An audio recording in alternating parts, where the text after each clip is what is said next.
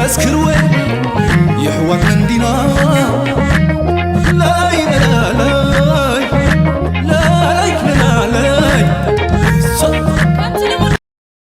To use gold to challenge US dollar. Was issued today at the conclusion of the visit of the Federal Republic. Diplomat Sergei Lavrov is in China for talks on the war in Ukraine. Houthi rebels claims that the group had attacked 3 more container ships, including one that appears to have been no closer than 7.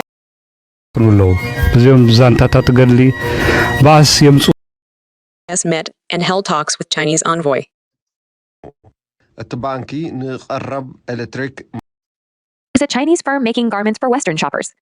A decade or so ago, economists to return to Europe thanks to wet lease. Eritrean Airlines is on the EU BRI.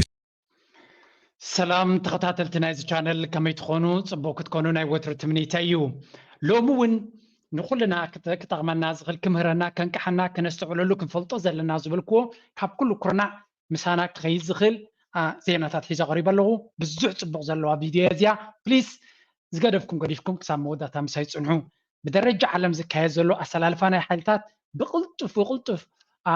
really at the speed of light كنبل غرينا بزقلت أفمن قدي مؤازناتنا عالم حالتاتنا عالم أسلالفا يغيروا له إيرترا دما كابس انتا كتركب تغل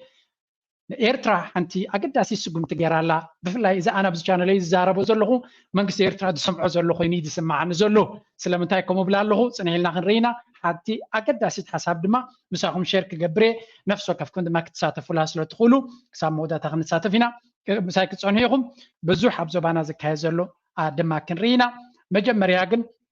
بزعبا انتاي نزارب على ناسكي بزي أقداسي معبالي أبز حلفوان وكلتنا راشا ناي تشاينا أبير ترامز يوم نيروم إذا كنتات زنابيك خير خل عجزك نزيان اسمع بليز لايك جبرو سبورت جبرو ناتكم دقفا قداسيو نابلكو مزياك جمرينا. Russia's top diplomat Sergei Lavrov is in China for talks on the war in Ukraine, bilateral ties and the situation in the Asia-Pacific region. The Russian foreign minister will talk with his Chinese counterpart Wang Yi, and issues of discussion will include cooperation in international organizations such as the UN and G20. At the same time,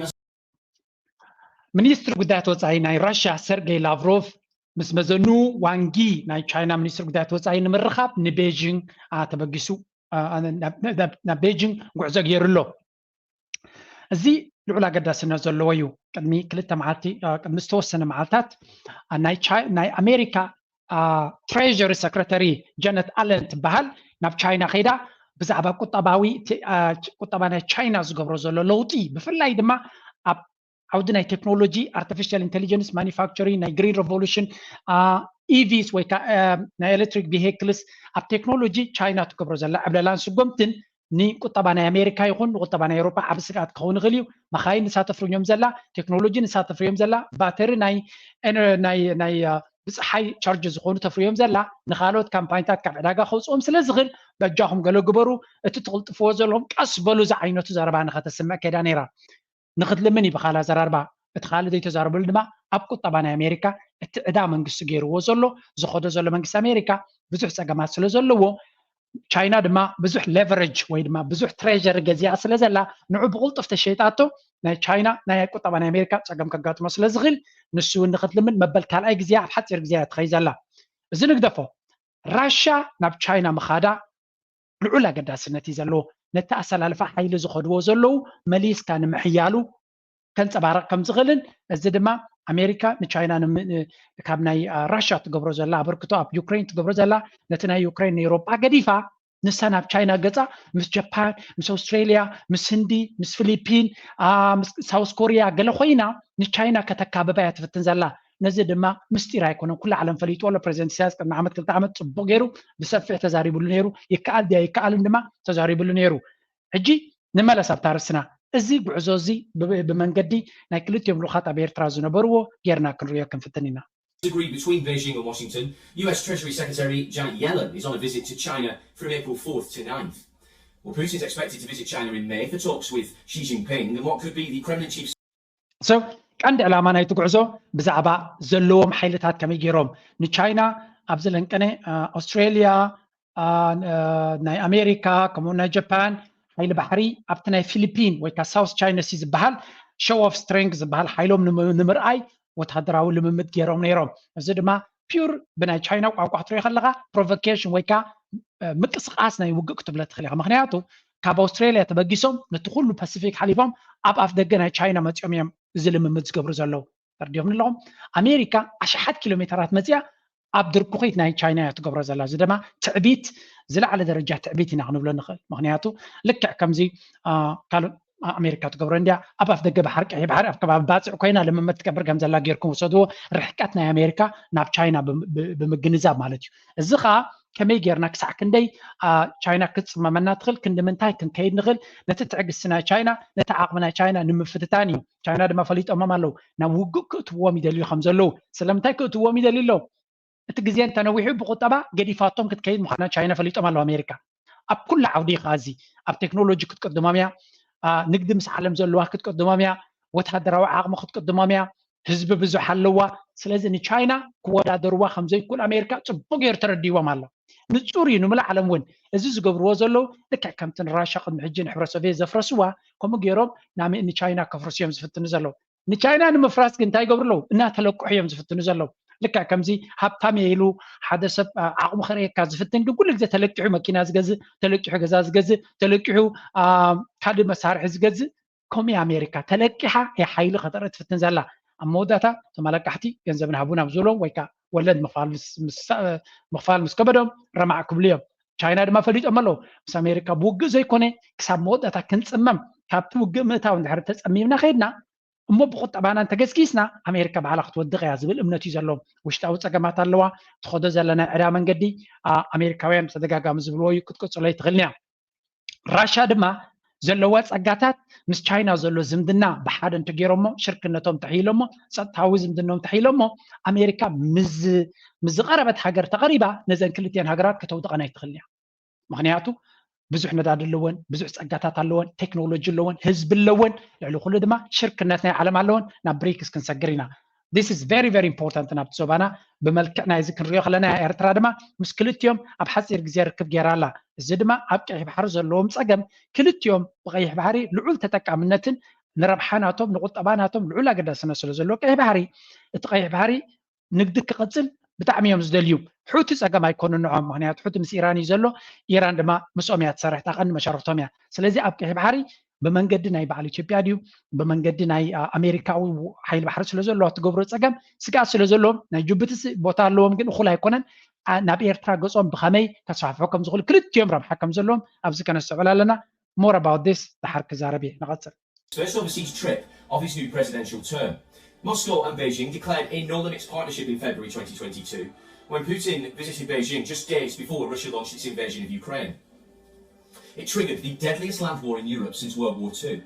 Hit with sanctions that closed access to Western markets and finance after sending its troops into Ukraine, Russia has since become China's fastest-growing trade partner.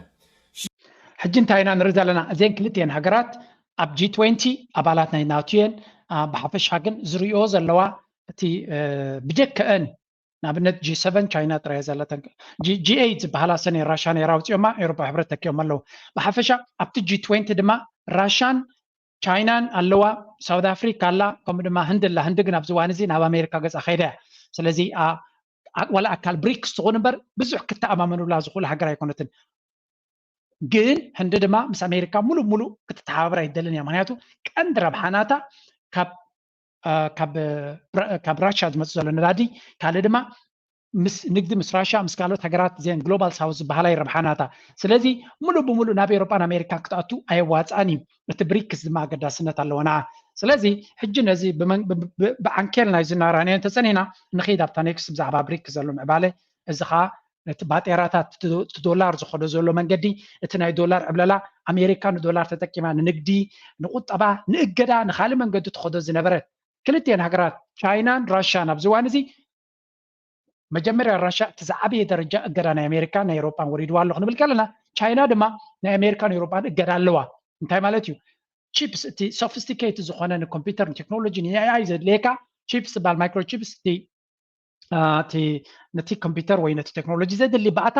ከምዘይ ትረኽቦ ገይሮም ኣለዉ ከምዘይ ትረኽቦ ጥራይ ባዕላ ከይተፍርዮ እውን እቲ ንዑ ዘድሊ ባእታታት ኤሌመንትስ ካብ ካልኦት ሃገራት ካብ ሆላንድ ትገዝኦ ነይርዋ ካብ ጥልያን ድዩ ካብ ካልእ ሃገራት ክትገዝኦ ትኽእል ንኩሉ ኣስትሬልያ ትገዝኦ ካብ ካልእ ኢቭን ካብ በዓል ታይዋን ትገዝኦ ዝነበረት ንዑ ጠጠው ከብልዎ ይፅዕሩ ኣለዉ ስለዚ ቻይና ቀልጢፋ ንኸይትምዕብል ኩሉ ዝከኣል ሓፁር ክገብሩላ እገዳ ገይሮምላ ኣለዉ ክልቲኦም መራሕቲ ፑቲን ከምኡ ድማ ሺ ክልቲኦም ተመሳሳሊ ፀገም ኣለዎም ኤርትራ ድማ ተመሳሳሊ ፀገም ኣለዋ ስለዚ ኣብቲ ናቶም ብሎክ ብናይ ኣሜሪካን ኤውሮፓን እገዳ ዘለዎን ሃገራት እተን ዝቐረባ መሻርክቶም ከም ዝኾነ ይፈልጡ እዮም ምክንያቱ ሓበራዊ ፀላኢ ስለ ዘለዎ መብዛሕቲ ግዜ ዝምድናታት ኣብ እንታይ ዝብቀስ ኣብ ሽርክነት ኣብ ሓበራዊ ስራሕ ሓበራዊ ዕላማታት ክትርኢ ትኽእል ኢኻ ተመሳሳሊ ድማ ሓበራዊ ዕላማ ሎሚ ዘለናዮ መድረኽ ዝሑል ኩናት መድረኽ ስለ ዝኾነ ንሱ ድማ እንታይ እዩ ዝሑል ኩናት 2.0 ይብልዎ ኣለዉ ካልኣይ ደረጃ ናይ ዝሑል ኩናት ኣብዚ ኩነታት እዚ ድማ ንቁጠባኻ ዕቤት ጥራይ ዘይኮነሲ ሰርቫይቫል ናትካ ከመይ ጌርካ ትቕፅል ህላዌኻ ቀፃልነትካ ከተውሕስ ኢኻ ትደሊ ስለዚ እቶም መሻርክቲ ትመርፆም ኣብ ቢዝነስ ኣብ ረብሓ ዝዕውቱካ ጥራይ ዘይኮኑስ ኣብ ግዜ ሽግር ምሳኻ ጥጠው ክብሉ ዝኽእሉ ሽርክነት ክቡኻ ዝኽእሉ ስትራቴጂካዊ ኣገዳስነት ዘለዎም ኤርትራ ንኣብነት ልዕሊ ማንም ኣብቲ ዞባ ቀርኒ ኣፍሪካ ንቻይና ይኹን ራሽያ ንስትራቴጂካዊ ረብሓናቶም ንኤርትራ ዘይኮነስ ንረብሓናቶም ውሕስነት ክህልዎም ተኮይኑ ናይ ኤርትራ ኣገዳስነት ልዑል ይኸውን ስለዚ ኤርትራ ተደላይት እምበር ደላይት ኣይኮነትን ኣብዚ እዋን እዚ ተደላይት ሃገር እያ ኦፍኮርስ ካብ በንኪ ትረብሖ ትኽእል ድማ ብዙሕ ነገራት ኣለዎ ተረጋጊያ ድማ ክትጥቀመሉ ትኽእል ንቐፅል ክንሰምዖ ኢና ዝኒሀልና In a call with Putin last month said that both sides should resolutely oppose interference in domestic affairs by external forces and apparently To use gold to challenge BRICS to use gold to challenge US dollar. The growingly popular BRIC-SE alliance has continued to grow in numbers and support over the past year. In August 2023, the alliance So BRICS ዝበሃል እዚኦም ሓሙሽተ ብቅድሚት ዘለዉ ወይ ድማ ሓደ መራሕቢ ጎዲሎ ብሪክስ ክበሃል ከሎ ብራዚል ኢንድያ ራሽያ ቻይና ሳውት ኣፍሪካ ተን ሓሙሽተ ኦሪጂናል እየን ኣብዚ እዋን እዚ ድማ 4 ተወሲኸን ኣለዋ ስዑድ ዓረብ ኢማራት ኢራን ግብፂ ኢትዮጵያ ሓሙሽተ ተወሲኸን ኣለዋ ሶሪ 10 ኮይኖም ኣለዉ ሕጂ ካብ ሓሙሽተ ዝነበሩ 6 ዓዲሞም ኣርጀንቲና ሓደ ናይ ኣሜሪካ ልኡኽ ተመሪፁ ስለ ዘሎ ባዕሉ ኣይደልን ኢሉ 5 ሓደሽተ ተወሲኾሞም እዘን 5 ሓደሽተ ሃገራት ተወሰኻ ድማ ኩላተን ፀጋታት ዘለወን ህዝቢ ዘለወን ስትራቴጂካዊ ኣገዳስነት ዘለወን እታ እንኳ ሃንደበታዊ ዝኣተወት ኢትዮጵያ እያ ናይ ኢትዮጵያ ምእታው ዝኾነ ኣናሊሲስ ናይቲ ዞባ ወይ ከዓ ናይቲ ጂኦፖለቲካ ኣይርድኦምኒ ምክንያቱ ኢትዮጵያ ዝኣክል ቁጠባ የብላን ስትራቴጂካዊ ሎኬሽን የብላን እቲ እንኮን ኢትዮጵያ ዝደለይዋ ብዙሕ ህዝቢ ስለ ዘለዋ ናይ ኣፍሪካ ድማ ኣገዳሲ ዓባይ ሃገር ስለ ዝኾነ ድሕሪ ሳውት ኣፍሪካ ግብፂ ንዓ ክጥቀሙ ስለ ዝደልዮም ናይጀርያን ተወሲኾም ተን ዝዓበየ ሃገራት ኣፍሪካ ኢትዮመን ስለ ዘለዉ ጥራይ እዩ ድሓር ድማ ኢትዮጵያ መሻርክቲ ናይ ኣሜሪካ ስለ ዝኾነት ኢትዮጵያ ተኣክል ናብ ብሪክስ ክትመፅእ ከላ ትርጉም ኣለዎ ብኸው መለክዕ ስለ ዝወሰድዎ እምበር ኢትዮጵያ ኣብዚ እዋን እዚ ንብሪክስ ክትህቦ ትኽእል ብዙሕ ኣገዳስነት የለን ምክንያቱ ኣብ ኢትዮጵያ ክትገብሮ ትኽእል ወይ ወታደራዊ ድዩ ፀጥታዊ ድዩ ገለመለ ብዙሕ የለን ምናልባት ንንግዲ ክትብል ትኽእል ኢኻ ብዙሕ ህዝቢ ስለ ዘለዎ ንግደፈ ናይ ኢትዮጵያ ድሓን ግን እተን ካልኦት ግን ኢማራት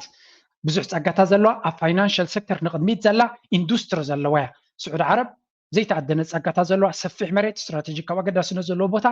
ኣብ ብኩሉ ድማ ኣድቫንቴጅ ዘለዋ ሃገር እያ ኢራን ብዙሕ ፀጋታት ናይ ህንዲ ናይ ነዳዲ ናይ ካልእ ዘለዋ ሓያል ህዝቢ ዘለዋ ብዙሕ ህዝቢ ዘለዋ ወታደራዊ ዓቕሚ ዘለዋ እያ ኣገዳስነት ኣለዋ ዓረብያን ወሽመጥ ናይ ዓረብ ዝበሃል ድማ ንዑ ፐርሽያን ጋልፍ ዝበሃል ንዑ ንምቁፅፃር ድማ ዓብ ኣበርክቶ ኣለዎ ምክንያቱ ብንየው ኢራን በዚ ድማ ኢማራት ስለ ዘለዋ ክልቲአን ኣብ ብሎካንታት እየን ውሕስነት ኣለካ ኣብ ቀይሕ ባሕር ተመፂና ድማ ስዑድ ዓረብ ታዝ ዓበየት ሃገር ትኮን ከላ ፊታ ድማ ግብፂ ኣላ ምስ ክልቲአን ድማ እዚኣተን ድማ ነቲ መስመር ናይ ቀይሕ ባሕሪ ንምውሓስ ልዑል ኣገዳስነት ኣለዎ እዚ ንስትራቴጂ ክኸውን ከሎ ብቁጠባ ኸ እዚአን ሃገራት እዚኣተን ኩላተን ኣሜሪካ ምስአን ከም ድሌታ ክትገብረን ትኽእል እያ ብዘይ ኣሜሪካ ንግዲ ናትና ስለምንታይ ብዶላር ንጥቀም ክብላ ጀሚረን ኣለዋ ስለዚ ብወርቂ ድዩ ብካሊእ ክሪፕቶ ከረንሲ ድዩ ካልእ ቴክኖሎጂ ተጠቂምና ዶላር ዘይብሉ ንግዲ ከነተኣታትወለና ይብላ ኣለዋ 10 ዓበይቲ ሃገራት ነዳዲ ዘለዎን ካልኦት ሃገራት ዘለዎን ንዶላር ገሪፈን ክነግዳ ተጀሚረን ናይ ኣሜሪካን ዶላርን ዕብለላ ናይ ግዜ ሕቶ ጥራይ ይከውን ንቐፅል ሕጂ ብዛዕባ እንታይ ዓይነት ሓሳብ ኣለዎም ንስማዕ ፕሊስ ላይ ግበሩ I really hope ቁርብ ሓሳባት ትርጉም ዘለዎ ክኸውን 23, the alliance agreed to expand its total members in 2024. Furthermore, the bloc announced the development of a new currency. This BRICS currency will be driven to fully ditch the US dollar in trade and usher in a new era. The currency is expected to be backed by gold, a precious metal sought after by BRICS nations since the announcement. With gold on the rise, the precious metal is bullish and will be a battlefield for the West's US dollar and እቲ ባጤራ ክገብርዎ ዝደልዩ ዘለዉ ንንግዲ ድማ ናይ ሓባር ባጤራ ክገብሩ እንተኮይኖም መጀመርያ ራሽያ ሓድሽ ሓሳብ ኣቕሪባ ኣላ ኩሉ እቲ ከምዚ ስዊፍት ኣሜሪካ ትቋፀሮ ኤውሮፓ ንደለይዎ ዝእግድዎ ገንዘብ ዝዓግትዎ ዘይኮነ ማንም ዘይቋፃፀሮ ኣብ ብሎክቼን ዝተመስረተ ትራንስፓረንት ግሉፅነት ዘለዎ ሲስተም ክትመዝ ኦልሬዲ ሓሳብ ኣቕሪባ ኣላ እቲ ባጤራ ክጥቀምሉ ዝኽእሉ ድማ ብወርቂ ብካልኦት ኣገደስቲ ካብ መሬት ካብ ከርሲ መሬት ዝወፁ ትርጉም ዘለዎም ከም ድሌትካ ከተባዝሖምን ፕሪንት ክትገብሮምን ዘይትኽእል ብኡ ዝተሰነየ ክኸውን ኣለዎ ይብሉ ኣለዉ ዓለም ሙሉእ ትደልዮ ባጤራ ድማ ንሱ እዩ ምናልባት ቢትኮይን ክትብል ትኽእል ኢኻ ቢትኮይን ግን ኢትስ ቱ ሊትል ኤንድ ቨሪ ዴንጀረስ ኣብ ሓደ ባጤራ ዲፔንድ ክትገብር ስለዚ ናይ ኩለን ብፀጋታተን ክነጋሉ ዝኽእላ ከምቲ ካብ ጥንቲ ዝነበረ ከምኡ ሲስተም ከንምህዝ ኢና ይብሉ ኣለዉ እተን ሃገራት ዓለም ድማ ኩላተን ብፍላይ ሃገራት ኣፍሪካ ብሓጎስ ክሞታዮ እንድሕሪ ኣብ ግብሪ ውዒሉ ስለምንታይ ኤውሮፓን ኣሜሪካን መዓልታቶም ሓፂሩ እዚ ሲስተም እዚ ኣብ ዓለም ተዘርጊሑ ምክንያቱ ክሳብ ሎሚ አንፌር ኮምፒቲሽን ንሳቶም ወረቐት ፕሪንት እናገበሩ ከም ድሌቶም ፖሊሲታት እናገበሩ ንዝደለይዎ እናኣገዙ ንዝደለይዎ እናቀንፀሉ ነቲ ዓለምና ብሒቶማ እናኸዱ ከማን ኣይሰልጦምን ነይሩ ናው ኢማጂን ንሳቶም ልክዕ ብዓለም ሙሉእ ማዕረ ሕግታት ብዘለዋ ክኸዱ እንተጀሚሮም ፀጋታት የብሎምን እቲ ዝነብርዎ ዘለዉ ላይፍ ስታይል ጥሮታ ንሱስትን 34 ዓመት ሰብ ጥሮታ ይኽፈል ገለመለ እዚ ኩሉ ካበይ ዝመፀ እንድሕር ኢልካ ክንዱ ቁጠባ ስለ ዘለዎም ኣይኮኑ እንታይ ዳ ፕሪንቲንግ እናገበሩ ገንዘብ ፕሪንት እናገበሩ ኣሜሪካ ነቲ ናይ ጥሮታ ዘለዋ እቲ ፔንሽንስ ገለመለ ናቶም አንፋንድድ ላያቢሊቲ ዝበሃል ክንደይ ዝኸውን ገንዘብ ኣለዎም ዕዳ ልዕሊ 200 ትሪልዮን ዝኸውን ዕዳ ኣለዎም አንፋንድድ ላያቢሊቲስ ዝበሃል ኢልኩም ሰርች ግበሩ ዝኹሉ ኤውሮፓ ተመሳሳሊ ዝኹሉ ጥሮታን ገለን ገንዘብ ተኸዚኑ ዘሎ ስለ ዘለዎም ኣይኮነን ፕሪንት ስለ ዝገብሩ ዘለዉ ፕሪንት ዝገብሩ ዘለዉ ድማ ነቲ ዕዳናቶም ሰብ ይገዝኦ ስለ ዘሎ እዩ ምስ ግዜ ግን ወረቐት ናይ ኣሜሪካ ኣብ ገዛኻ ክትጥቅዖ ዲኻ ክትወስዶ ወይስ ናይ ዩሮ እንታይ ክትገብሮ ብወርቅን ብካልን ዝተሰነየ ንግዲ ተጀሚሩ እዚአን ሃገራት እዚኣተን ቅልጡፍ ምንቁልቋል ከጋጥመን እዩ ንቐፅል ሕጂ what is going on BRICS moving forward. Russia has assumed the main leadership of the bloc alongside China. Since it invaded Ukraine, the country has sought alternative financial mechanisms. In turn, Russia and BRICS are looking to the growing momentum of gold to back their new currency. However, as the US dollar continues a slow decline, more countries, including the US itself, are also turning to gold as a global reserve. The precious metal is becoming ever more so precious and will likely be a setting for a standoff between BRICS and the US dollar. ስለዚ እንታይ ንርኢ ኣለና ኣብዚ እዋን እዚ ኣሜሪካ ንባዕላ ሬከርድ ሌቨል ወርቂ ትገዝእ ኣላ ምክንያቱ ባጤራናቶም ስለዚ ኣምንዎ that's why gold all time high ልዕሊ 2300 በፂሑ ኣሎ ፕራይስ ናቱ ቢትኮይን ኦ ቦይ ክሳዕ ክንደይ ኤክስፕሎድ ይገብር ኣሎ ኣብዚ እዋን እዚ ንሪኦ ኣለና as I speak ሕጂ ነዛ ቪድዮ ኣብ ዝገብረላ ዘለኹ ግዜ 72,000 ኮይና ኣላ all time high ናይ ኩሉ ግዜ ሬከርድ ዝለዓለ ደረጃ ኣሎ ስለዚ 72,000 ንሓደ ቢትኮይን ንላዕሊ ገፁ ድማ ክኸይድ ይኽእል ከም ዝኽእል ይንገር ኣሎ ስለዚ ኩላቶም ቶም ትርጉም ዘለዎም ባጤራታት ወይ ከዓ ንቁጠባ ሰብ ፕሪንት ክገብሮም ዘይክእል ወርቂ ፕሪንት ክትገብሮ ኣይትኽእልን ኢኻ ፌክ ወርቂ ምስ ኦሪጂናል ወርቂ ወዳደርኒ ካብ መሬት ከተውፅኦ ድማ ብዙሕ ፃዕሪ ዝሓተካ ቢትኮይን ማይን ክትገብሮ ተኮይንካ ሕጊ ኣለዎ መንግስቲ ኣሜሪካ ፕሪንት ክገብሮ ኣይክእልኒ ክገብሮ ዝኽእል የለን 21 ኮይንስ ኣለዋ 21 ሚልዮን ኮይንስ ኣለዋ ልዕሊኡ ክሓልፍ ኣይክእልኒ እቲ ክሪፕቶግራፊ ብኸምስ ተፃሕፈ ክንደይ ሰብ ክዕርዮ ክግምጥሎ ገለ ፈቲኑ ኣይከኣልኒ ንግደፈሱ ብኻልእ ዘራርባ ወረቐት ፕሪንት ጌራ ንሰማይ ዘላ ሃገር ኩላ ንታሕቲ ገፃ ክተንቆልቁል እያ እታ ብሕጊ ተመእዚዛ እናተሰርቀት ትነብር ዝነበረት ድማ ንላዕሊ ክትመፅእ እያ ሕጂ ንመለስ ኣብቲ ዞባና እዚ ንቁጠባ ዝምልከት ክኸውን ከሎ ምናልባት ግዜ ተረኺበ ክምለሶ ካልእ ኣብ ቀይሕ ባሕር ዝካየድ ዘሎ On Sunday, a spokesman for Yemen's Houthi rebels claims that the group had attacked 3 more container ships, including one that appears to have been no closer than 700 nanometers away from the group's territory. In a statement, spokesman Yahya Sari said that within the last 72 hours, Houthi forces had carried out attacks on the merchant ships Hope Island, MSC. Houthi ምናልባት ኣብ ሚድያ ናይ ዓለም ተደጋጋሚ ትሰምዖም ያለኹም ክትኮኑ ትኽእሉ እዮም ንሳቶም ግን መስርሕ ናቶም ብዝለዓለ ናህሪ ይቕፅል ኣሎ ቀይሕ ባሕሪ ካብቲ ዝነበሮ ዝለዓለ ሪስክ ዘለዎ እናኾነ ይመፅእ ኣሎ መጥቃዕቲ ብሰዓታት ኣብ 48 ሰዓት ክንዲዚ መጥቃዕቲ ጌርና እናበሉ እዮም ዛረቡ ዘለዉ እቲ ገማግም እቲ ኣብቲ መስመር ንግዲ ናይ ዓለምና እቲ ዝዓበየ ጎረሮ ናይ ዓለምና ዝነበረ ቀይሕ ባሕሪ ኣብዚ እዋን እዚ ኣብ ዝለዓለ ሓደጋ ወዲቑ ኣሎ እዚ ከዓ ኣሜሪካ ክትቋፀር ከም ዘይትኽእልን ዓቕሚ ከም ዘይብላን ኣፅዋራታ ይኹን ሓይሊ ባሕርናታ መፍትሒ ከም ዘይኮነ ተረዲዎም ነቲ ሑቲ ዝገብርዎ ዝነበሩ ምድብዳብ ኣቋሪፆም ኣለዉ እዚ እዋን እዚ ሽምግልና እንደልለና ይብሉ ኣለዉ ሑቲ ድማ ፈሊጦሞም ኣለዉ ድኻምኩም ሕጂ ምስ ዘኸምኩም ኣይኮንኩም ሽምግልና ትደልዩ ኖ ከምኡ ዝበሃል የለን ንሕና ንደልዮ ግበሩ እዩ ኣብ غዛ ዝግበር ዘሎ ብህፁፅ ጠጠው ክብል ክኽእል ኣሎ ብኡ ጥራይ እውን ጠጠው ክብል ይኮኑን ንኣሜሪካ ምናልባት ካብ ጅቡቲ ውፅእ ክብልዋ ክእሉ እዮም ጠለብ ከቕርቡ ክእሉ ኾኑ እዮም እዚ ቀሊል ነገር ኣይኮነን ኣብዚ እዋን እዚ እንድሕሪ ቀደም ኣብ እዋን ዲፕሎማሲ ብዲፕሎማሲ ቋንቋ ተደይመፂኻ ብወታደራዊ ሓይሊ ክትገጥም ኣብ ዘይትኽእለሉ ደረጃ ኮይንካ ድሌትካ ክትገብር ኣይትኽእልን ኢኻ ወይ ድሌትካ ክትጠልብ ኣይትኽእልን ኢኻ ስለዚ ኣሜሪካ ድማ ንቁጠባናቶም ኤውሮፓ ንቁጠባናቶም ብፍላይ እቶም ፖለቲከኛታት ኣብ ዲሞክራሲ ቁጠባናቶም ተተበላሽዩ ኣይምረፁን እዮም ሲምፕሊ ከቢድ እዩ ንኽምረፁ ራሽያ ይኹን ቻይና ተፀሚሞም ክኸዱ ክእሉ እዮም እዞም ሃገራት እዚኣቶም ናይ ምፅማም ባህሪ ኣለዎም እቲ ህዝቢ ድማ ከምዚ ኣብ ኤውሮፓ ዘሎ ዝኾነ ምስ ገበረ ዕግርግር ዝገብር ኣይኮነን ተፀሚሙ ስነ ነኺሱ ክኸይድ ክእል እዩ ምክንያቱ ትማሊ ኣብ ድኽነት ነይሩ ራሽያ እንተኮይኑ ካብ ዲቕ ዝበለ ድኽነት እዩ ኣብዚ ሕጂ ዘለዎ ደረጃ በፂሑ ዘሎ ቻይና ከመይ ዝበለ ድኻ ዝነበረ ህዝቢ ኣብ ዝለዓለ ደረጃ በፂሑ ኣሎ ስለዚ እቲ ድኻ ዝነበረ ወለዶ ክሳብ ሕጂ ረስዖ እንት ሂወቱ ኤውሮፓን ኣሜሪካን ግን ክንደይ ዓመታት ኣብ ምቾት ዝነበሩ እዮም እቶም ፖለቲካ ዘለውን ውግእ ናይ ድኽነትን ሽግር ኣይዝክርዎን እዮም ክትብል ትኽእል ኢኻ ዳትስ ዋይ እዚአን ሃገራት እዚኣተን ዝተፈላለየ ማይንድ ሴት እዩ ዘለወን ኣብቲ ሽግር ክጋጥም ከሎ መን ተፀሚሙ ክኸይድ ክእል ኣይናይከ ኣብ ሓፂር ግዜ ዓነውነው ክብል ይኽእል Grace F and MSC Gina. He describes the Hope Island as British and the MSC vessels as Israeli. None have clear management links to Britain or Israel, based on their Equasis records, but the Houthis have previously targeted MSC ships. Sari claims that MSC Grace F and MSC Gina were hundreds of miles from Yemen in the Indian Ocean and the Arabian Sea. እዚ ሓደ ክኸውን ከሎ ሕጂ ናብቲ ዞባና ገፅና ምልስ እናበልና ክንከይድና ምክንያቱ ብዙሕ ኣርእስቲ ስለ ዘለኒ ንኩሉ ኣብ ሓደ ክትንክፎ ኣይክእልኒ መጀመርያ ግን let's get started ሶማልያ ኣብ ዞባና ትገብሮ ዘላ ምንቅስቃስ ንርኢ እዚ ከዓ ኣብ መንጎ ሶማልን ኣብ መንጎ ኢትዮጵያን ዘሎ ኩነታት መመሊሱ እናረሰነ ዝኸይ ዘሎ ልክዕ ከምታ ኣብ ሱዳን ምናልባት ፅንሂ ኢለ ክዛረበ ናይ ሱዳን ጉዳይ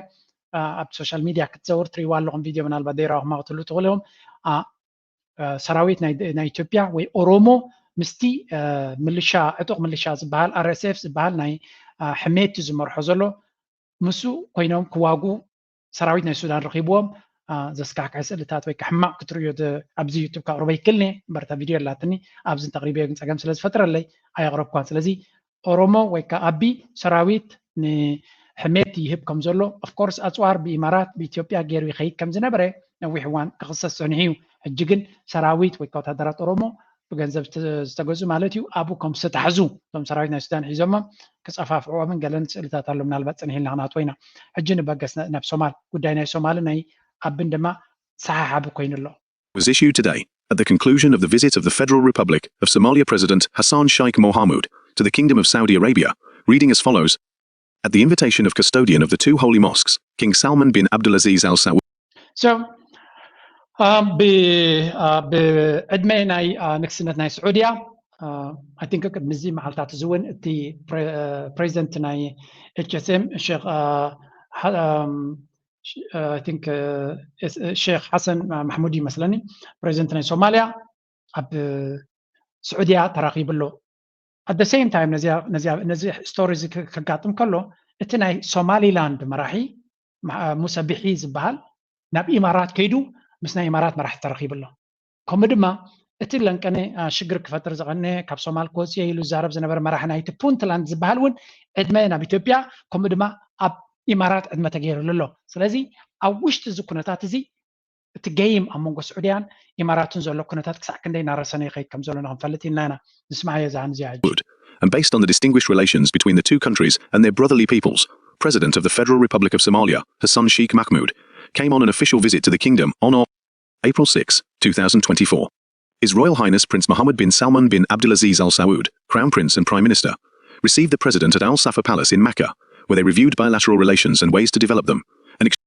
سلازي ركبنا سوماليا من السعودية أبز حلفون سعودية بزحرتيك تجبرن إنفست تجبرن كم تدل زلا مستي تركي تجبر زلا زمنا إمارات تجبر زلا سعودية هم بعقمة أبتزوباتي regional power مها زغرة بزوبانا عاصلو زغني سلواك تجبر تسعر عليها من البعض كم تنكالو تقعي اللي أنك نبلغ خلينا مهنياتو أوشتا زلوانا إنفستمنت قال ماله بزح نتهاجر نمقيار بزح حسابات سلو زلو تنقص تورا سعرات زلو تي محمد بن سلمان زبال مالتيو مسكوموتات أبتنا ريجنال زلو كمتنا إمارات يقوي يلا تومنا إمارات كن وشتاو كنتاتهم حيال وان سلو سرحولو أبتقو تبع وشتي تسبق سلو زلو أبدقل سلوان مقبار كابون اللي عليه بمتعز أفيون زقوي زلو بحافشاقن تومنا نتا وشتاو سلام ناي سوماليا زفتات نزلو سومالي لاند دي كومدما اتبونت لاند هجي كلت يومنا بإمارات كخدو خلو إذن سوماليا فدرالاو منقستي مرا حدما ناب سعودية مخادو تأجد سنة تألايمنت نريالنا من نسمنا له بخمي خيار له نريلنا أبتمسا سالي سعودية ምስ ኢትዮጵያ ርክብ ክትገብር ቀኒያ ትርክብ ግን ሙሉእ ብሙሉእ ምንታይ ዘተኮረ እዩ ስደተኛታት ኣብ ስዑድያ ተታሒዞም ዘለዉ ኢትዮጵያውያን ንዖም ንምምላስ ብዙሕ ፃዕሪ ትገብር ከም ዘላን ክትርዞም ትደሊ ከም ዘላን ኢትዮጵያ ድማ ሕራ ኢላቶም ኣላ ብሓፈሻ ግን እቲ ኩነታት ኣብ መንጎ ስዑድያን ኢማራትን ኣብቲ ዞባ ቀይሕ ቀርኒ ኣፍሪካ ዘሎ ጉዳይ ናይ ሱዳን መዕለበ ከይረኸበ ከሎ ኣብ ሶማልያ ዝግበር ዘሎ ጉያ ንሪኦ ኣለና ኣብ ኢትዮጵያ ዘሎ ኩነታት ንሪኦ ኣለና እንታይ ኢና ንዕዘብ ዘለና ብጀካ ኤርትራ ካልኦት ሃገራት ብምሉአን ውሽጣዊ ምትእትታውናትን ምናልባት ነተን ሃገራት ኣብ ምልክት ሕቶ ይብፅሕዎን ዘሎ ኢትዮጵያ እንተኾነ ኢማራት እያ ትዝውሮ ዘላ ብምባል ኤሮፓዊ ሕብረት ይኹን ናይ ኣሜሪካ ባይቶ ክልቲኦም ተመሳሳሊ መደምደምታ ዘለዎ ስምዒታ ኣስሚዖም እዮም ሕጂ ድማ ሶማልያ ድማ ንሪኣ ኣለና ኣብ ውሽጣ ኢማራታት እያ እንታይ ክትገብራ ትፍትን ኣላ ስዑድያ እንታይ ትገብር ኣላ ሕጂ ትርኪ ስለዚ እተን ዓበይቲ ሓይልታት ድማ መምዝ ዘዋፅን ተሰሊፈን ኣለዋ ማለት እዩ ብፍላይ ዓዲ እንግሊዝን ኣሜሪካን ምስ ዩኤኢ እየን ዘለዋ ኣብዚ ጉዳይ እዚ ስዑድያ ድማ ነቲ ናይ ምስቲ ናይ እስልምና ከምኡውን ብዙሕ ርክባት ዘለዎም ኣብ ስዑድያ ኣብ ሶማልያ ፅልዋ ክትገብር ኢማራት ድማ ኣብቲ ዞባቲ ክትመፃይ ትደልን እያ ዘላ that's why ኤርትራ ምስ ስዑድያ ዘለዋ ዝምድና እውን ልዑል ኣገዳስነት ክህልዎ ዝኽእል ምክንያቱ ሓንቲ ስዑድያ ኣብዚ እዋን ዘይትደልዮ ዘላ ኢማራት ኣብቲ ቦታቲ ክትመፃይ ደልይዎን እዮም ዘሎ ኤርትራ ድማ ዝኾነ ኣፍ ደገ ባሕሪ ሰፊሕ ኣፍ ደገ ባሕሪ ነዊሕ ኣፍ ደገ ባሕሪ ዘለዋ ክንሳ ንማንም ኣይፍቀደትና ኣላ ናይ ራሻ ናይ ቻይና ምምፃእ ንስዑድያ ፅቡቅ እዩ ምክንያቱ ንሳ ንባዕላ ምሳቶም ጥቡቅ ዝምድና እናመሰረተት ስለትኸይ ዘላ ስለዚ ኣላይመንት ወይ ካቲ ፓርትነርሽፕ ንሪኦ ዘለና ነቲ ግራንድ ስትራቴጂ ኣብ ዞባና ዘሎ ናብቲ ዘለዎ ዘጉልሕ እዩ ጉዳይ ናይ ሶማልያ ግን ስቲል ሓደገኛ ክኸውን ከም ዝኽእል ምክንያቱ ሓይልታት እናተፈናተቱ ክመፁ ከለዉ ዕግርግር ኣብቲ ሃገር ክመፅእ ከም ዝኽእል ምክንያቱ ልክዕ ከምዚ ናይ ሱዳን ክትብተን ከም ትኽእል ሃገር መሊሳ የፍርሃካ ማለት እዩ exchange views on current regional and international developments. The two sides stress the need to continue joint work in the economic, trade, and investment fields, to develop and diversify the volume of trade, and to intensify visits by officials and private sector representatives from both countries.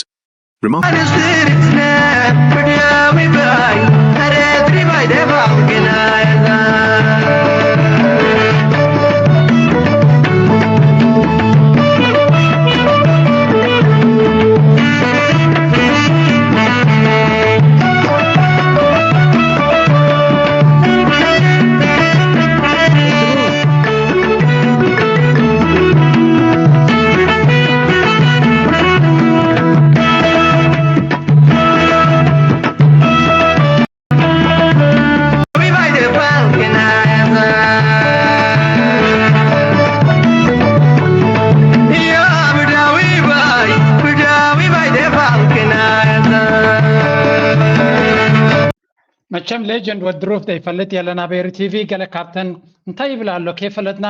በቲ ሜሎዲ ናይ ድምፁ በቲ ናይ ህርመት ናይ ሙዚቃ ናቱ እንፈትዎን ነኽብሮን ዝነበርናያ ኣብዚ ቻነል ድማ ከምቲ ናትኩም ጠለባት ናይ ኩሉ ብሄራት ዘዝረኸብኮ ኮፒራይት ዘይብሉ ዘይተኸልከለ ደረፍታት ኮይኑ እየ ከምፅእ ዝኽእል ድሕሪ ብዙሕ ደረፍቲ ኣለዋን ደስ ዝብሉኒ ግን ኮፒራይት ስለ ዘሎ ኣብቲ ቻነል ኣይፍቀድን እዩ ክፅዕኖም ብኸሙታት የብዙሓት ደረፍቲ ፅቡቅ ደርፊ ከለዎም ከነምፅኦ ዘይንኽእል ግን እቲ ኮፒራይት ፍሪ ዝኾነ ወይ ካብ ኩሉ ሰብ ክጥቀመሉ ዝኽእል ዝኾነ ደርፍታት ሰብ ክሰምዖ ደስ ዝብለና ከነምፅእ ክንፍትን ኢና ንመለስ ናብታ ርስና ኣብ መንጎ ሶማልን ኣብ መንጎ ስዑድያን ኣላይመንት ወይ ከዓ ፅቡቅ ዝኾነ ዝምድና እቲ ኣሰላልፋ ከም ዘይተቐየረ ንርኢ ኣለና ስለዚ እዚ ናይ ሶማል ጉዳይ ምስ ናይ ኢትዮጵያ ዘሎ ምስሓሓብ ሓደገኛ ክኸውን ከም ዝኽእልን ናብ ካልእ ማእዝን ክኸይድ ከም ዝኽእል ምስ ኢትዮጵያ ደይኮነ ክዋግኡ ሕጂ ዝስክፍታ ዘሎ ቀንዲ ሶማል ኣብ ውሽጣ ከምቲ ናይ ቀደም ንድሕሪት ከይትበታተን እውን ዓብ ስጋኣት ኣሎ ኢትዮጵያ ድማ ምናልባት ኢማራት ኣብቲ ናይ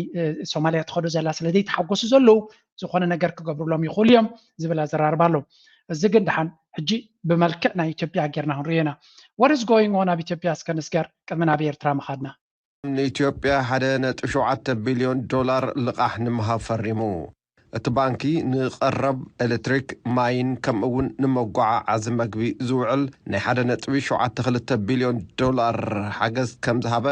ሚኒስትሪ ፋይናንስ እቲ ሃገር ብምጥቃስ ኣገልግሎት ዜና ሮይተርስ ሓቢሩ ኣሎ ከም ሓበሬታ እቲ ሚኒስትሪ ካብቲ ተዋሂቡ ዘሎ ልቓሕ ኣስታት 523 ሚልዮን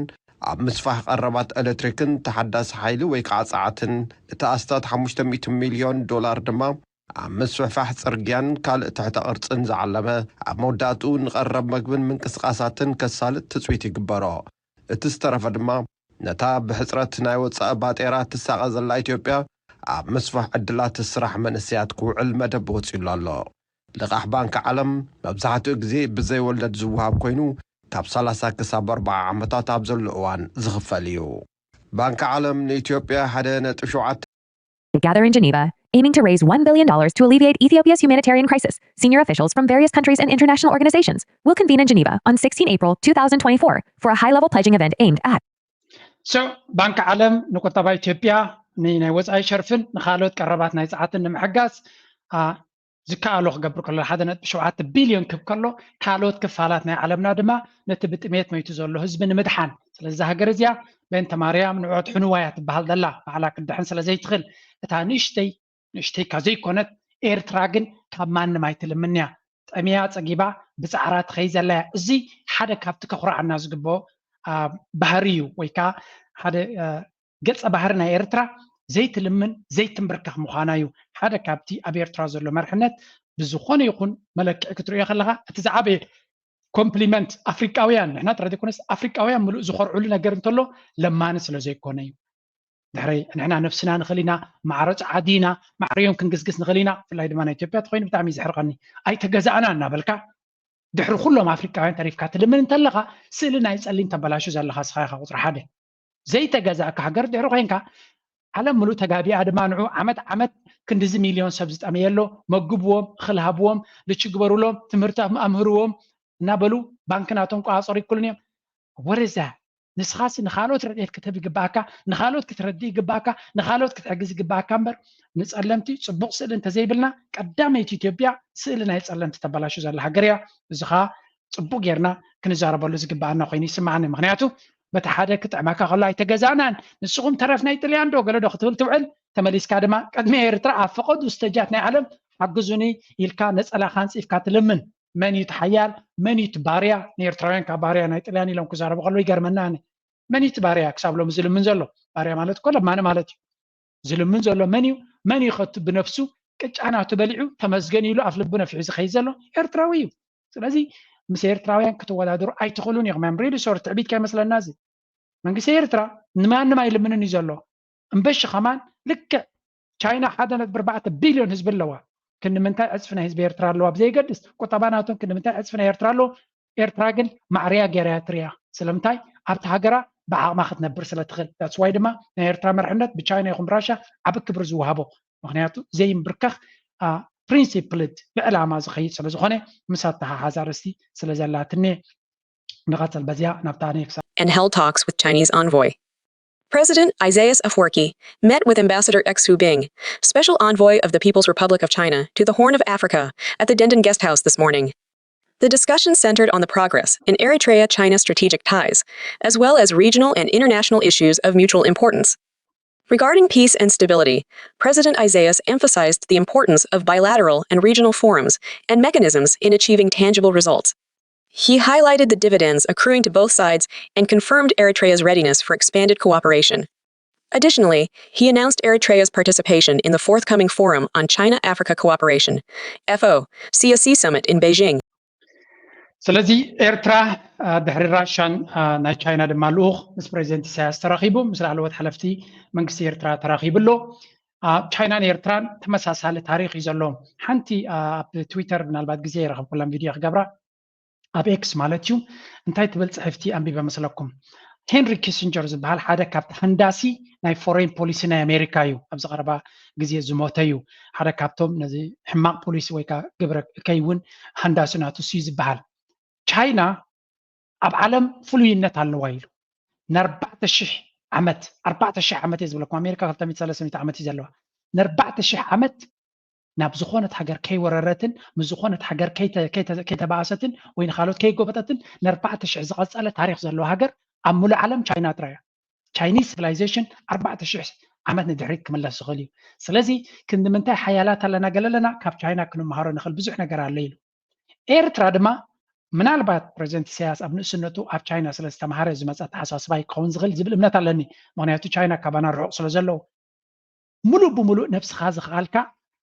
ኩሉ ነገር በዓልካ ክትገብሮ ምፍታን እሞ ከዓ ኣብ ዝኾነ ይኹን ከይተንበርከኽካ ብናትካ ዘገምታ ክትቅፅል ምፍታን ኤርትራን ቻይናን ጉዕዞናቶም ኣብ ዝዋን እዚ ተመሳሳልነት ኣለዎ ኣይ ዶንት ኖ ኣብ ንእስነታዊ ስለዝተማሃረ ብኡ ሸይፕ ኮይኑ ክኸውን ይኽእል እዩ ካብኡ ንላዕሊ ግን ኣብቲ ሰውራ ዝኽድዎ ዝነበሩ ብዙሕ ጠልመትን ብዙሕ ክሕደትን የጋጥሞም ስለ ዝነበረ እቲ እንኳ ክጣምኖ ትኽእል ነብስኻን ኣምላኽካን ጥራይ እዩ ካልእ ኩሉ ክገድፈካ ከም ዝኽእል ብተግባር ሪኦሞ ስለ ዘለዎ እቶም መራሕቲ ናይ ኤርትራ ካብኡ ዝተበገሰ እዩ ስለዚ ቻይና ኩሉ እቲ ትገብሮ ኣካይዳ ፕሪንስፕልድ እዩ ዝበሃል ብመትከል እያ ትገብሮ ዝምድናታታ ኣብ መትከል ዝተመርኮሰ እዩ ኣብ ናይ ካልእ ፖለቲካ ድማ ኢዳ ይትእቱን እያ ኤርትራ ድማ ተመሳሳሊ ኣለዋ ተመሳሳሊ ባህሪ ዘለዋ ክንዲ ምንታይ ምዕራባዊ ሚድያ ኤርትራ ኣብ ብዙሕ ጉዳያት ኢዳ ትእቱ እያ ከምዚያ እንተበለ ብጭብጢ ግን ኤርትራ ኢዳ ከም ዘእትዎ ዘርኢ ምክንያት የለን ትንኮ ምናልባት ናይ ኢትዮጵያ ሓይልታት ኣብ ኤርትራ ነይሮም ድዮም ኦፍኮርስ ከቃፅለካ መፅኡ ዘሎ ዳስቂልካ እናጣቃዕካ ዲኻ ክፅበዮ 50 ሚልዮን 80 ሚልዮን 90 ሚልዮን 100 ሚልዮን ህዝቢ ዘለዎ ኣብ መሬት ናትካ ኮፍ ኢሉ ታንክታቱን ኣባኻ ቅንዑ ዘሎ ኩሉ ዝካለካ ታክቲክ ክጥቀም ኣለካ ሻዕብያ ድማ ሓደ ካብቲ ብልሒ ናይ ወታደራዊ ዓቕምናቱ መወዳድርቲ የብሉን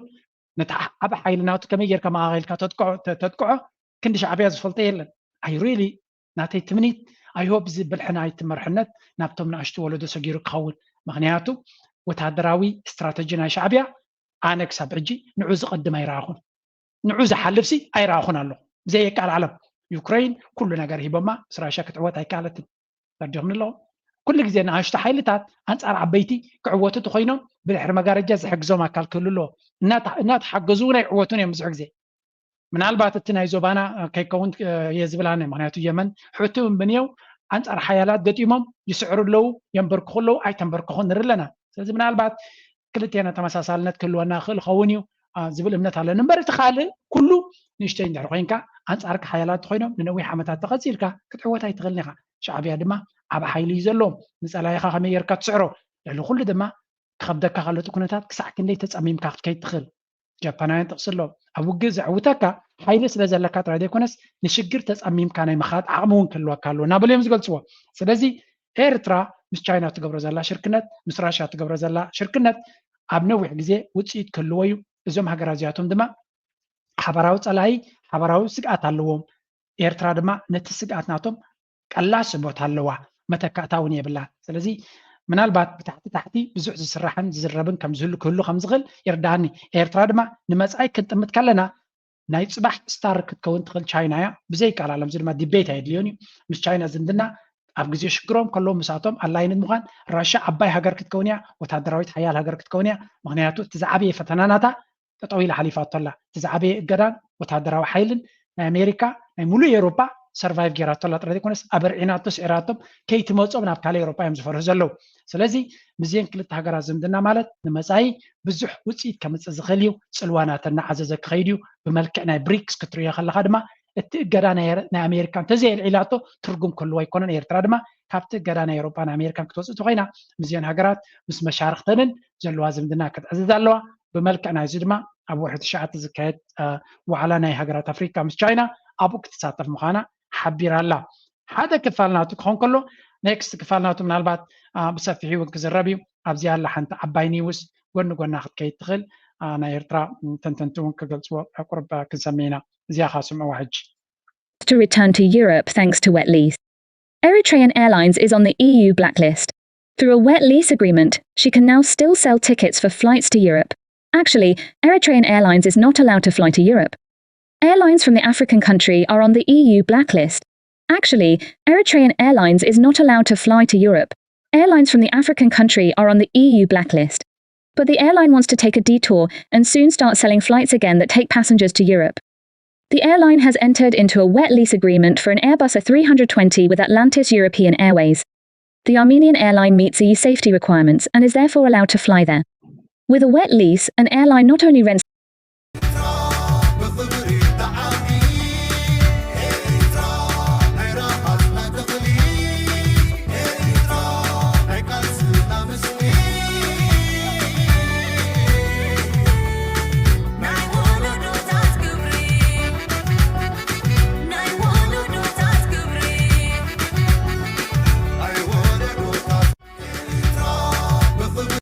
So, እንታይ ያጋጥም ኣሎ ኤርትራ ወላ ሓይል ኣየር ወላ መንገዲ ኣየር እንተለዋ ናብ ኤውሮፓ ፍላይ ንኸይገብር ኣብ ብላክ ሊስት ዝተኸልከለ እዩ ስለዚ ኤርትራ ናብ ኤውሮፓ ናብ ዝኾነ ይኹን ሃገር ፍላይ ንኸይትገብር ገለ ክፋል ናይቲ ገዳ እዩ ኣብ ፅሑፍ ዝሰፈረ ይኮነን እዚ ኣብቲ ናይ እገዳ ዩናይትድ ኔሽንስ ዝገበሮ ብትክክል ኣይፅሓፍዎን ዘይተፃሕፈ እገዳታት ናይ ኤርትራ ግን ብዙሕ እዩ ስፔር ፓርት ናይ ዝኾነ ይኹን ናይ ነፋሪት ክትገዛ ኣይትኽእልን ኢኻ ናይ ዓበይቲ ማሽናት ስፔር ፓርት ክትገዛ ኣይትኽእልን ኢኻ ኤርትራ ቅድሚ ኢትዮጵያ ሕዳሴ ግድብ ከይበለት ከላ ኣብ 96-99 ዝነበረ ግዜ ኣብ ሕርጊጎ ሓደ ዓብይ ፀዓት ናይ ኤሌክትሪክ ከምንጩ ዝኽእል ሓይሊ ኣማዕቢላ ነይራ ኦልሬዲ ሓሲባትሉስ ፕሮጀክት ተወዲኡ ነይሩ ባይ ዘ ወይ ወያነ ነቲ ቦታት ንምቅፃል ደብዳብ ከም ዝገበሩ እዩ ዝንገር ብዙሕ ቦታታት እውን ከም ዝሃረሙሉ 99 እንዲ ዋላ 2000 ከባቢ ምክንያቱ ሓደ ካብቲ ውግእ ንትሕቲ ቅርፂ ናይ ኤርትራ ንምዕናው ከም ዝነበረ ኣብዚ ሕጂ ናይ 2000 ካብ 2015 ክሳብ 22 ዝነበረ እውን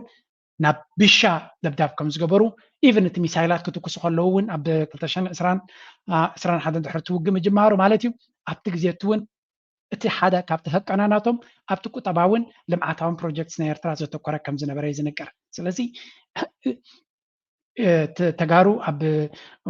ካምፓኒታት ናትና ማሽናት ናትና ወይ ፋብሪካታት ናትና ተሃሪሙ ክብሉ ከለዉ ቅድሚ ዓመታት ባዕሎም ገይሮሞ ዝነበሩ እዮም ኩሉ እቲ ዝብልዎ ቀደም ንሶም ገይሮሞ ዝነበሩ እዮም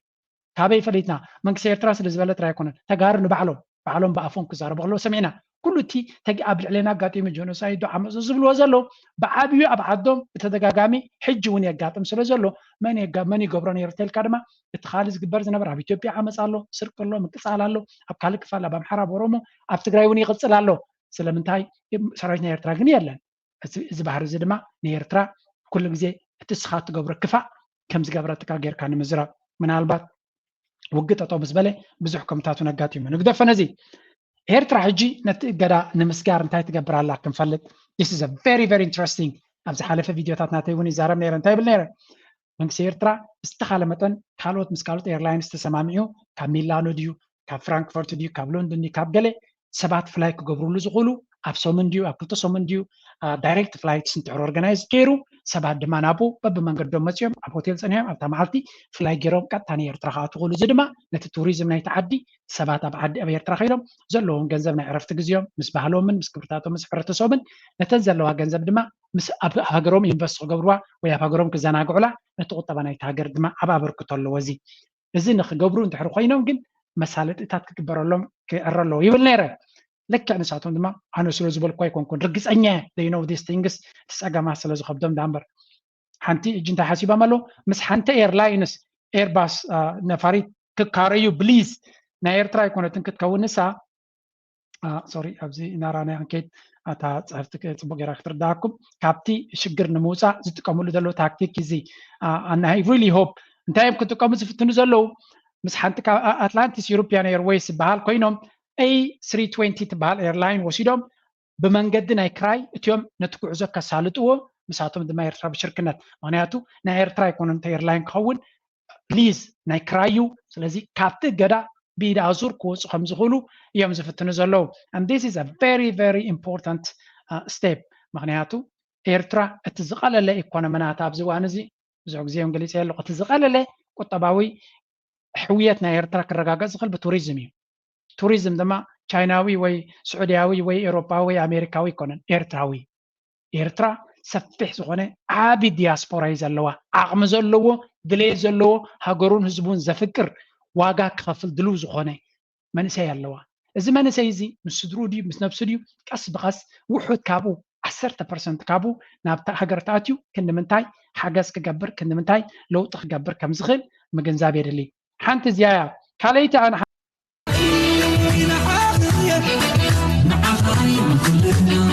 سلسة عديزة كحول تاريخ سلسة حاجة السبعة يا سب وزعز كنت وعقعت قنايو عزونا انقعدت حنام علو زترفنا علو زترفنا علو زترفنا alright نملسنا بتارستي ሕጂ እንታይ ይገብር ደልየ ኣለኹ ተሓሳብ ቅድሚ ሕጂ እውን ከም ፀወፀን ይሄ ናባኹም መፅናዕቲ ክንገብር ኢና ስፔሊንግ ኣለዎ መፅናዕቲ ኣብ ኤረና ወፍሪ ንምግባር እዩ ስፔስ ኣለዋ ምናልባት ነቲ ስፔስ ኣፅንሕ ኢለ ቸክ ገብረ እዚኣ ሳርቨይ ናብ ኩልና ክትከይድ እያ መፅናዕቲ ንምክባእ ማለት ንዓድና ኢንቨስት ክንገብር ድሌት ኣለና ክንገብር ኣለና ገለ እንዲና ንብል እዛ መፅናዕቲ እዚኣ أنا بقول أنت عايز قبرة الله مس منقسي ولا مسخوني أي تدلقون تحري نسو ما جمر ياقن كندي سبات لنا دليت زلنا بحق زلنا نعدنا خنقبر نغل وصراحة هذا أنا بنفسي يزجمر كل جزء دليت زلنا feasibility study to invest in Eritrea إلى يالله نسو دما كل تحتوتات ينزل لوابزي تحتوتات دمانتين ما جمر يا let's see here قدامي تحطو كندي زاكل جنزب كندي زاكل عقن جنزب نبي هرترا إنفست تقبر دليت على كاتر هذا يكونس عقمن لك عقمن دليتني زد اللي إنفست تقبر ويقلق تقبر دليت راي نبينه دليت سبقون ديوك نبينه خلا يكون عقمن ما كل له سلزي كندي عقمن لك سلزي أنا كلتا كنت مرت تقوليهم كما يجيركم نزا أب chat كبكم يعني نزا فورمزيا كل هاتكم بزما سلكم كتمل السوا قديت هذا ما يكونن سلزي كم زي كليك تقبر تقولوا ناتا يوزنا بنت 50 100 شيخ وي 50 شيخ كاب 50 شيخ 100 شيخ كإنفست قبر دليت على النت الونت على أنا مالتي العليون مستكونة تاتريا العليون كون غلي زلنا مالتي دعريو كل تحتين أب من تاي عودة خي إنفست قبر تدلي زون حسابي سب من تاي قبر كم زدلي أبنا تاني أب عندنا إنفست قبر يدلي ماينينج إندستري أب عندنا أب حرشة إنفست قبر يدلي صنعان فابريكاتاتن كلون صبغ يجن نفسه كسب ناتك مرت على كلون ينفس نقبر غلنا ريل استيت توريزم هوتيلات حتى حسا نابلكو حسابات ينما منجوية زبلا زلو سو معي أبزو عن براكتيكال كون زخل مستي منجستي زخر زلو من قدي عندنا حدا كابت أقدر سنة هالو زبليو أزن سلسة قدام زلو ريل استيت نهيل كهمس زغل التوريزم قالوا سباتهم كقبرو غلو عندنا حرشة صنعات ويكاتي مانيفاكتشرين نبلو مانيفاكتشرين قلتفتنا بالكو زبالكوي نزيان غيركم شعو سميت بلوه سميت غيركم مو ابز مس فيديوناتي كندي سبات دلين دلونات الله كندي زاكل عقم خنقبر نخل انتايتو كلتا حتى ينغير لكم زلو لذي انت حتى كندي زاكل غنزب ينفس قبر تغل تحت زلا شحيا سوري امش الشح مالتي نيري قلت بلا سلز قبر كو حجنا باهم كسد داخل لغن كعرياي كما يلات نصك ما يكونتن 100 شح 5 شح 10 شح 10 شح 5 شح يحاسبها تحت زلا 5 شح ياخذ كون سلازي كندي سبات كندي عقم لنا نيرترانا انفست نقبر كنحقس كنبل كلنا بعفنا ترايديو ويس بتكبارون ما مضيك داني زين اخ حزن دقلي سبلكم علمي ممن يسكا سسن ممن يسكا برخصقا سكا شش عساز علي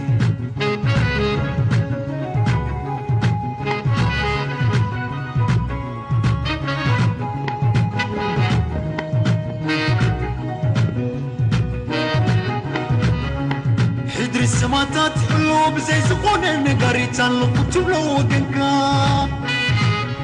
ورجاب وحري ما كل تحوس عبتي ترفكا ما مكرت ونتنا علم دقيم كان رجيت كان مبلع زحب كبر بقلقا وخلاص وانا فتم زي تتربر سفح لبونا خا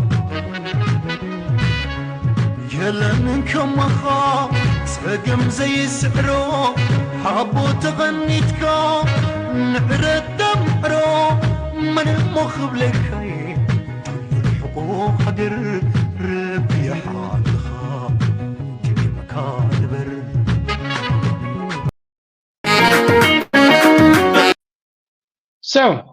أما وداتا نبتانيك سار السقد مسقاري انتا يجير اللهو ابتا بريك قربت اللي يجير لكم اللهو مزداتا بيرترا وفرن مقباري زبل أبزيبكم زخون الريتو تلوكم أبز تحتك تصحفوا تخوليكم 5 شيء 10 شيء تخولكم تصحفوا أب تحت دما أب تتدلي وعبدي من البعد دي صحفكم تلو دما أب تأزر زبل غيركم سميت تيلكم أبز ما تزلوا فيديو ناتي بزعبا ذكر نزاربينا أكن دسويلنا بزعبا زلو بزعبا انتاينا بزعبا انتاي معبالي أبزل خليفة بسرعة أمنتاي قطباينا ينفسخ نقبر ندلي إذا حقر كبخما يكن حق زانخيل عقمنا أنت يزمسل عقم اللوديو مخنياتو عقم تلكا مخادلونة تنتليو كنقبرينا كنلوتينا كنبركتينا كنبلغ الانبر أبزيرو قوين أبزيرو إيتكا أبترا إيتكا تمنيت ونصبغن ديقن إيرتراويان أبدقي أبستفل عليه قرنعنا عالم سفر زخونا عقم لنا أب أمريكا أب سويس أب سويدن أب كندا أب جوبا أب أنغولا أب بوغندا ኣብ ማእከላይ ምብራቅ ኣብ ዝተፈላለዩ ዓለም ዘሎ ኣብ ሓደ ቦታ ጌርካ ኢንቨስት ንክትገብር ቀሊል ኣይኮነን ኣብ ኤርትራ ኮይኑ ክኸውን ይኽእል እዩ ቀሊል ብድሆ ይኮነን ብቐሊሉ ክግበር ዝኽእል ኣይኮነን እንተኾነ ኩሉ ግዜ እቲ ነገራት ዘይከኣል ነገር የለን እዚኣ ጥራይና ከነስተውዕለላ ዘለና ዘይከኣል ነገር የለን ታ ኣይከኣልኒ ትብል ቃል ካብ ሓንጎልና ክነውፅእ ኣለና ኩሉ ነገር ይከኣል እዩ ዝከኣል ተኮይኑ ድማ ካልኦት ተገይሮሞ ንሕና እውን ክንገብሮ ንኽእል ኢና ኣብ ካልኦት ተጋጢሙ ኣባና እውን ከጋጥም ይኽእል እዩ እወ እዚ ነገር እዚ ብቐሊሉ ኣብ ሓደ መዓልቲ ኣብ ቀሊሉ ኣብ ሓፂር ግዜ ኣብ 2 መዓልቲ ኣብ 3 መዓልቲ ኣብ ወርሒ ኣብ 2 ወርሒ ክኸውን ይክብለኩም ኣይክእልኒ ግን እቲ ሓሳብ መነበግሶ ነቲ ሓሳብ ድማ እናብሰልካዮ እናስራሕካሉ እናተመያየጥካሉ ነናትካ ሓሳባት ነናትካ ስጉምቲ መንግስቲ ኤርትራ ወከልትናቱ ተመክሮ ዘለዎም ተገይሩ ንቻይናውያን ንራሻውያን ንጥልያናውያን ንኣሜሪካውያን ከምኡውን ንካልኦት ዓለማት ክትእምን ካብ ምፅዓር ምስ ህዝብካ ምስራሕ እቲ ዝቐለለን እቲ ዝጠዓመን እዩ ህዝብካ ንሃገሩ ይፈቱ እቲ ለውጢ ናብ ሃገሩ ክኸውን ንኩሉ ይከርብሕ እዚ ክብል ከለኹ ግን በቢ ዝመፃኻ መፂኻ ኖ እዚና ንገብር ዘይኮነስ ንዑ ዝፈልጡ ኣካላት ኣለው ንሕና እቶም ካፒታል ዘለና ድሌ ዘለና ምስትዮም ኣብቲ መንግስቲ ነቲ ኩነታት ክመርሑ ዝኽእሉ መንግስቲ ድማ ካምፓኒ ስለ ዘለዎ ንኣብነት ኣብ ዕደና እቲ ናይ ኤርትራ ኮርፖሬሽን ኣሎ ነቲ ዕደና ምስ ናይ ቻይና ካምፓኒ ድዩ ምስ ናይ ኣውስትራልያ ካምፓኒ ድዩ ምስ ናይ ካናዳ ክገብር ከሎ መንግስቲ ኤርትራ ናቱ ብርክ ኣለዎ ልክዕ እዞም ናይ ቻይና ካምፓኒ ክመፁ ከለዉ እሞኻ መንግስቲ ኤርትራ ናቱ ኢድ ክህልዎ ከሎ እቶም ደገ ዘለዎ ኢንቨስተርስ ኤርትራውያን ድማ ናቶም ብርኪ ሒዞም ክቐርቡ ይኽእሉ ኩሉ እቲ ነገር ድማ ምስቶም ካልኦት ክኸዱ ከለዉ ኣክንዲ ነቶም ናይ ቻይና ካምፓኒ ብዙሕ ናይ ኦፍኮርስ እንታ ቴክኖሎጂ ክቡኻ ክጥቀሙ ክፍትኑ እዮም ግን ብሓፈሻ መንግስቲ ኤርትራ ተመክሮ ገይሩ ስለ ዘሎ ኣብዚ እዋን እዚ እቲ ኣብ ደገ ዘሎ ህዝቢ ከም ሓደ ብርኪ ኮይኑ ነቲ ሃገር ኣብ ምምዕባል ኣብ ዲጋታት ምስራሕ ድዩ ዓበይቲ ሃይድሮኤሌክትሪክ ፓወር ከመንጩ ዝኽእል ምንጭታት ድዩ ኢሪጌሽን ሕርሻ ዲጋታት መዓት ተሰሪሑ ኣሎ እቲ ዲጋታት ክግበር ዝኽእል ልምዓት ካፒታል ይሓትት እዩ ቴክኖሎጂ ይሓትት እዩ ነዚ ድማ ምስ ብቅዓት ዘለዎም ካምፓኒታት መንግስቲ ኤርትራ ከምኡ ድማ ሳልሳይ ኢድ ድማ ኤርትራውያን ኣብ ደገ ዘሎ ኣብቲ ቁጠባ ነቲ መንግስቲ ምስቲ ራእይ ናይቲ መንግስቲ ምስቲ ፕላን ናይቲ መንግስቲ ብድዋሰብ መንገዲ ክሕግዙ ዝኽእሉ ብከምዚ መንገዲ እውን ነቲ ሃገር ከነማዕብላ ንኽእል ኢና ካልእ ኢንዱስትሪ ዝበሃል ኣሎ ቱሪዝም ክህሉ እዩ ብሉእ ኢኮኖሚ እቲ ኣብ ባሕሪ ዘሎ ሃብቲ ብዙሕ ነገር ክግበር ይኽእል ሪል ስቴት ህንፃ ናይቲ ሃገር መንግስቲ ፕላን ከውፅእ ከሎ ኤርትራውያን ኢንቨስተርስ ድማ ጎኒ ጎኑ ከምዚ ኣብ ደገ ዘለና ኣነ ንኣብነት ኣብ ስታክ ማርኬት ኢንቨስት ክገብር ከለኹ ገዛውቲ ኮንኩን ዝገዝእ ገዛውቲ ናይ ዝሰርሑ ትካላት ሪል ስቴት ኢንቨስትመንት ትራስት ዝበሃሉ ኣለዉ ስለዚ ሪት ትብልዎም ኣባቶም ኢንቨስት ይገብር ንሳቶም ድማ ባዕሎም ሞልስ ድዮም ክሰርሑ ገዛውቲ ድዮም ክሰርሑ ገለመለ ኣቦም ኢንቨስት ትገብር በቲ ንሶም ዝገብርዎ ፕሮጀክት ድማ ካብቲ ብርክናቶም ተጠቃሚ ናቱ ትገብር ስለዚ እዚ ግን ነተን ሃገራት እዩ ዘማዕብል ዘለዎ ኣብ ስዊስ ዘለዋ ኣብ ኤውሮፓ ዘለዋ ኣብ ኣሜሪካ ዘለዋ ካምፓኒታት ነቲ ገንዘብና ወሲደን ነተን ሃገራት የማዕብልዎ ኣለዋ ገለ ካብዚ ገንዘብ ዝወሲድና ኣብ ሃገርና እቲ ልምዓት ኣብ ሃገርና እናተካየደ ከሎ ወላ ከምዚ ናይ ኤውሮፓ ንኣሜሪካ እንተዘይከሰብና ኣብ ሪያሊቲ ግን ኣብ ኣፍሪካ እዩ ዘሎ እቲ መክሰብ 2-3 ዑፍ ብሓንቲ እምኒ ኢኻ ትሃርም ገንዘብካ እቤት ከምፃልካ ኸድ ኣብ ሃገርካ ድማ ዓብ ለውጢ ክገብር ይኽእል እቲ ቁጠባ ናይቲ ሃገር ድማ ብናይ ፀዓዱ ማኒፑሌሽን ክሳዱ እናሓነቑ ንዓ ኣብ ዝውፅእ ክንዲ ዝሃበና እንተዘይ ጌርና ከምዚ ክንገብረልካ ኢና ገንዘብና መለሰልና እናበሉ ካብ ዘጨንቕዎ ዝኣምንዎ ነቲ መንግስቲ ነታ ኣካይዳ ናይቲ መንግስቲ ዝኽተሉ ኣብቲ ሃገር ኢንቨስት ክገብሩ ከለዉ እቲ ዝበለፀ ዕቤት ክመፅእ ይኽእል ስለዚ ተገዲስኩም ነዛ ፎርም ኩልኻትኩም ብዝከኣለኩም ምልዋ ይብለኩም ዓባይ ነገር ኣይኮነትን ግን ውፅኢት ናታ ከመይ ከም ዝነበረ ኣብ ዝቕፅል እናረኣናዮ ክንከይድ ኢና ኣነ ድማ ነዚ ኩነታት እዚ ብቐሊሉ ኣይርዮን እየ ከም ዝብለኩም ዘለኹ እቲ ዝከኣለና ነገር እናቐፀለ ክኸይድ እዩ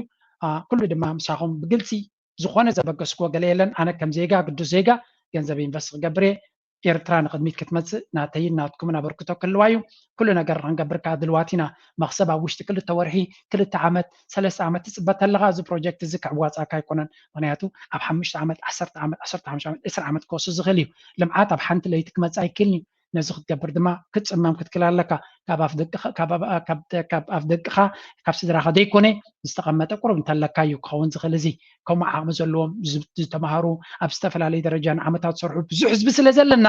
እዚ ዓቕሚ እዚ ሓበራዊ ስራሕ እዛ ቪድዮ እዚኣ ኣብ ኤምባሲታት ኣብ ቆንስላት ዘለዉ እውን ስደድብሎም ፕሊስ ምክንያቱ ኩሉ ሰበብ ብወገኑ ተሰሪሑ እዩ እዚ ፕሮጀክት እዚ ክሰርሕ ዝኽእል ኣነ ድማ ከም ሓደ ኤርትራዊ ብደስታ ክገብሮ ዝደሊ ደስ ዝብለኒ ጉዳይ ስለ ዝኾነ ኣብዚ ክዋሳእ ደስ ዝብለኒ ከም ኢንቨስተር ከም ቦርድ ከም ኣድቫይዘር መጀመርያ ብዓቕመይ ክሳተፍ እየ ሓሳባተይ ክህብየ ኩሉ ዝኽእሎ ተመክሮ ድማ ከካፍል ኣብዚ ኣብኡ ከፍስስ ደስ እናበለኒ እቲ እዚ ግን መንግስቲ እውን ናቱ ግደይ ሓሳባት ክበና ኣለዎ እዝን ከምዚታት ኣሎ ትዕድላት ክብል ይኽእል ከም ዝብል ድሮ በፅሕኒ ኣሎ ብዙሕ ሓሳባት እውን ይብኩም ኣለኹም ናይ ሆፕ እዚ ሓሳብ እዚኣ ድማ ናብ ዝበዝሐ ሰብ ከይዳ ምስ ናይ ኤርላይንስ ዝበሃል ዘሎ ኣብ ዓዲ ከይድና ከዓ ትዝግበር ኮፍ ኢልና ክገብረሉ ዝኽእል ኣነ ድልው ምዃነይ ክገልፅ ይደሊ ካልኦት ድማ ከምዚ ከማይ ቀስ ኢልኩም ሕሰብሉ ብሓደ ኮይና ድማ ነዛ ዓድና ናብ ዝበለፀ ብራኸ ከነብፅሓ ንኽእል እናበልኩ ናይ ሎማ ኣርስታ ብዝውድየ ላይክ ግበሩ ሰፖርት ግበሩ ነዛ ቪድዮ ብዙሓት ኣብፅዕዋ ርእቶታትኩም ሓሳባትኩም ግደፉ እታ ፎርም ድማ ኣብ ዝመፅእ ዘሎ ፕሬዘንት ክገብራ እናበልኩ ናይ ሎማ ኣርስቲ ምዛለ ብዋግት ንፈልጦ ንቻይና ኣብ መጀመርያ ሰማንያታት ቻይናውያን ኣብ ስደት ዝነበሩ እቶም ቀንዲ መበገሲ ናይ ዕብየታ ከም ዝኾኑ ብኸመይ እንትሕሪልኩም መጀመርያ ነፍሲ ወከፍ ቻይናዊ ኣብ ስደት ከሎ ገንዘቡ ብኣገባብ ሒዙ ኣብ ዘየድልዮ ከይሓሸሸ ኣኪቡን ኢንቨስት ክገብር ስለ ዝፀንሐ ኣብ ሰማንያታት ቁጠባ ክቅየር ዝጀመረ ኩሉ ገንዘቦም ንቻይና ኢንቨስት ገይሮምላ ናይ ደጋ ሓይሊ እውን የድልየ ካልኣይ ድማ ናይ ቢዝነስ ኣምር ስለ ዝነበሮም ቢዝነስ ስለ ዝፈልጡ ዝነበሩ ኣብ ዓዶም ከይዶም ሎሚ እቲ ዝበለፀ ቢዝነሳት ናይ ቻይናውያን እዮም ዝውንንዎ እቲ ሳልሳይ ድማ ንነብሶምን ንደቆምን ኩሉ ግዜ ኣብ ትምህርቲ ኣተኪሮም ስለ ዝኸዱ ዝነበሩ እቲ ዘድሊ ክእለት ካብ ኤውሮጳውያን ኣሜሪካውያን ብቐሊሉ ኣብ ሓፂር ግዜ ተማሂሮም ንኤውሮጳውያን ኣሜሪካውያን ክመርሕዎም ጀሚሮም ኣለዉ ካብኣቶም ተማሂርና ሕብረተሰብና ንክንሃንፅ ክንብጋስ ኣለና ንዑ ክሕግዝ ዝኽእል በዓ هجري بحالي هجري بحالي هجري بحالي هجري بحالي هجري بحالي هجري بحالي هجري بحالي